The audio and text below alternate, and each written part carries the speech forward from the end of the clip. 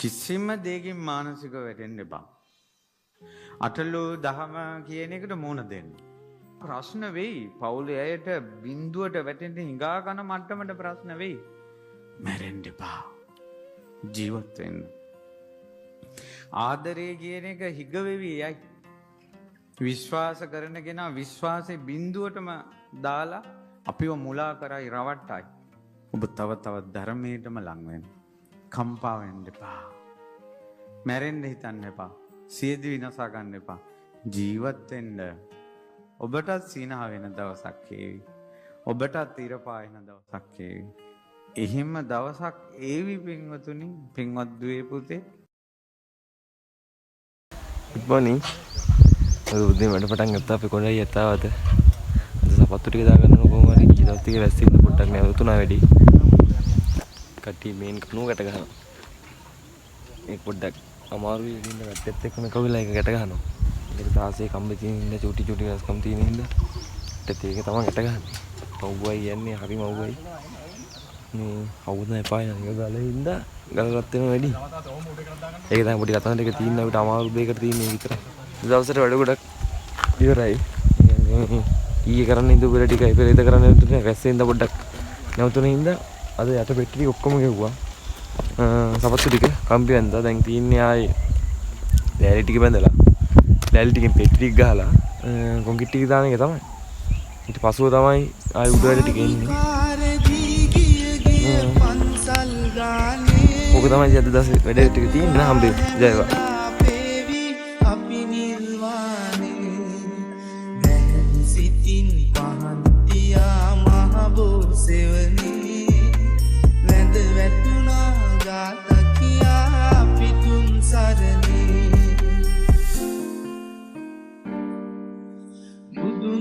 නිවන් දකින්න මේ සංසාරේ අපි සුබන මදි වුණාද මේ දම් දීපේ සිල්ගත්තා පින් කෙරුවා දිවාර දෙකේ අතරම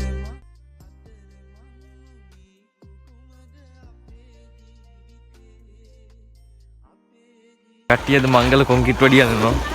සිමෙන්ති කොට දෙකයි. මේකට අපි දාන්නේ 1.1 2 ගල් දෙකයි වැලි එකයි සිමෙන්ති එකයි 1.1 2 දාන්නේ. අද මුලින්ම පාදම දානවා.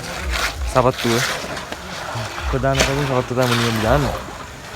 ඉතින් වැඩි යනවා මංගල කොන්ක්‍රීට් එක.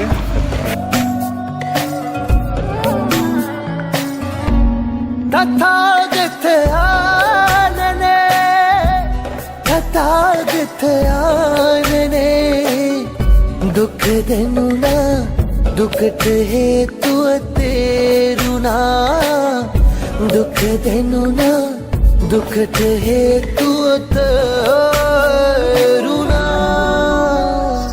තාම කිසිවකු අත්හරින්නට බැරිවලක් වෙනවා තථාගතයනේ තථාගතයනේ දුක් දෙනුණා දුකට හේතුව තේරුණා දුක් දෙනුණා